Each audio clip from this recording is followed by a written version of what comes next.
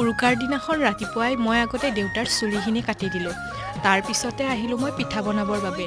এই পিঠাটো ইমান মই ভাল নাপাওঁ, কিন্তু মাহঁতৰ কাৰণে বনাইছোঁ। এয়া চাওক, মই ৰাক্ষসীয়ে এই ঠাণ্ডাৰ দিনতো আইচক্ৰীম খাইছোঁ।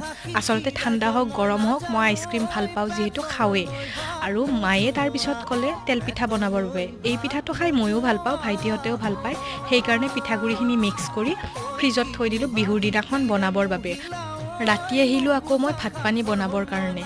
আচলতে আজি আমি এনেও ৰাইজৰ লগতহে ভোজ ভাত খাম মেজিৰ তলত, কিন্তু বিহুৰ দিনাখন আমি বাঁহী আঞ্জা ভাত খাওঁ, সেইকাৰণে উৰুকাৰ দিনা বনাই থৈ দিওঁ। আৰু পিছদিনাখন ৰাতিপুৱাই মই বনালোঁ তেল পিঠা, আগদিনাখন যে গুলি থৈছিলোঁ, আৰু ইয়াৰ পিছত খাব ল'লোঁ আমি ভাত, গোটেই ঠাণ্ডা ঠাণ্ডা ভাত দালি গোটেই। আৰু এয়া মই ভাইটিহঁতৰ ওচৰত অলপ প'জ দিছোঁ। আচলতে আজি মই এটা নতুন অভিজ্ঞতাৰ বাবে ওলাইছোঁ। আৰু এই অভিজ্ঞতাটো মোৰ কাৰণে খুবেই মিঠা হ'ল। শেষত ৰাতি মই এনেদৰে কঁপি কঁপি ঘৰত সোমাইছোঁ।